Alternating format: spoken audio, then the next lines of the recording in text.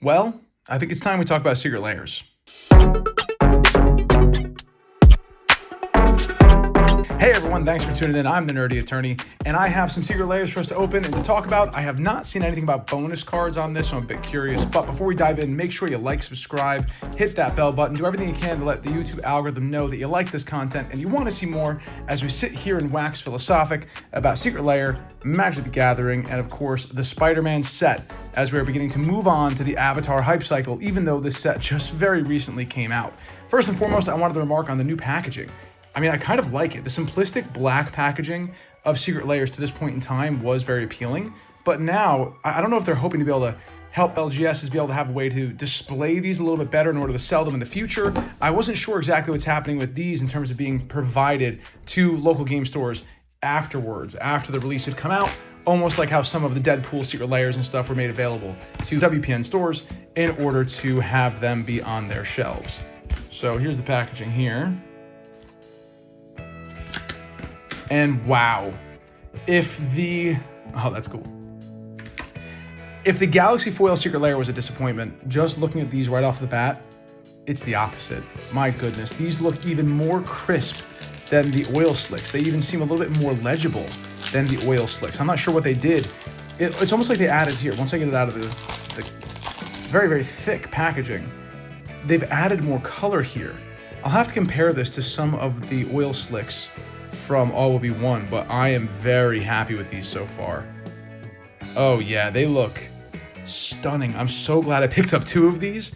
Wow. All right, let's talk about Secret Lairs as we go through these. So there's been tons of conversation, especially in the wake of the release schedule for next year, where we now see that Universes Beyond makes up 4 out of the next 7 sets. More than half of Magic the Gathering next year is going to be Universes Beyond. So there is a lot to talk about in that regard, and a lot's been said already, so I don't want to be duplicative. I'm going to assume that people watching this channel have seen some of the commentary from people like Brian Kibler, people like the Professor, people like Rudy. Ooh, Brainstorm. I did not see any of these yet. I've been completely devoid of what's been happening on these. I've been a little off the internet for the past week, so I'm very curious to see if, I don't even know if this is a good one. It's Brainstorm, so, it's a pretty common card, but man, I like the art on that. This is cool. I'm glad they're Spider-Man specific. I thought I was going to get another zombie. Also around here, just to display a little bit, I have these awesome hand-painted altars. I got these before they were even released. Someone was selling them on eBay already, and I'm very happy with the fact that these are really cool, really custom hand-painted altars. I'm really excited about this card in particular. I think it's going to be very powerful, and this card as well. Very, very excited about putting that in a deck. So, either way, these look incredible. I will open the second just to see if there is a different bonus card in there. So yeah, what I want to talk about in terms of Secret Lair really revolves around the idea that I think Secret Lair is kind of the safe haven for this kind of behavior. If you want to have different sets, different cards, different IP crossovers, Secret Lair is really a safe place to do it, especially when you're essentially just reskinning existing cards. I think that's much more harmless than some of the more mechanically specific cards that are coming out from Secret Lairs, like, say, Jaws, for example, or the Sonic cards. If you don't like Sonic, then you're out of luck. Ooh, Fatal Push. That's a good card. This is awesome. I'm so glad we have more of the cartoon-style art coming in for these bonus cards. We'll just start putting these here. I like them a lot. As you can see, I broke down.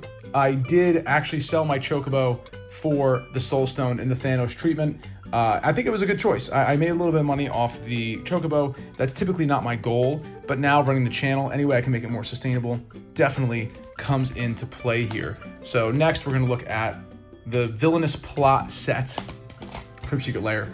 So yeah, that's historically been my thought about this, but I feel everything in terms of the product creep and the amount of product coming out, it's all just getting a bit daunting, even for somebody who loves talking about it, who has recently decided to start making videos about it and really enjoys that aspect of a new release and the hype cycle and being able to comment and discuss with all of you about the various myriad implications about those kinds of releases. It's a lot. I mean, talk about product fatigue. Ooh, the Go for the Throat looks really good in person. Very happy with that. Deep colors. Deep colors not getting washed out at all by the foiling. Yeah, the quality of this set is very good. All of my little Magic Authenticity stamps are centered nicely. Ooh, that Soul Ring.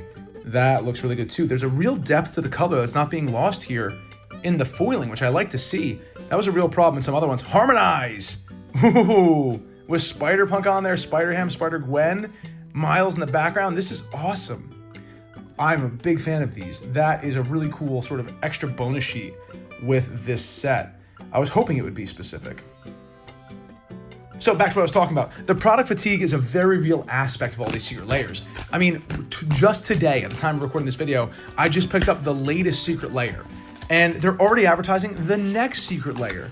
And I like to be able to participate in these things, but when it's multiple times per month, and if you want to get the full drop, you're looking at $300-$400. It is a huge proposition to try and keep up with all of that. Now, of course, the easy answer is just skip it, right? If it's not for you, you can skip it. But the problem is I like a lot of these cards. I'm excited by it. And especially now that I want to make content about this, you know, I almost feel like I have to get them so I can open them, talk about them, and show them and discuss things like the print quality, for example, like already having the fraying on the bottom edge down there. Although these do feel generally a little bit better than some of the print quality I've seen in the past. Another fatal push, so there is some duplication that can happen here. These were the ones I was least excited about. I didn't really want the black and white ones, but it was just more cost effective for me to get the set, so that is what I did. Spider-Man Heroes, got a little schmutz on that there. Heroic Deeds.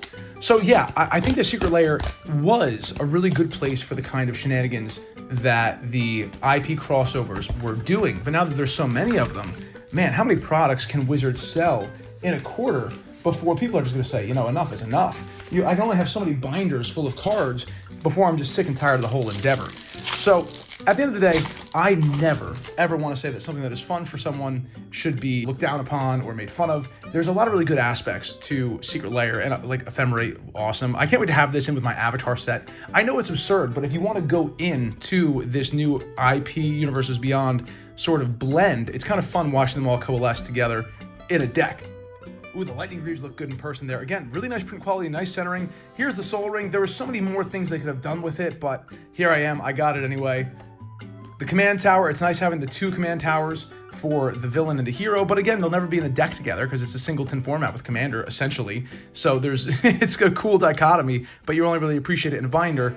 We got another Brainstorm. So it seems like so far I've had 3 different versions of the bonus card for Spider-Man. I'm not sure if there's a Super Chase one, like the Blacker Lotus from Deadpool, or the Gems from Sonic.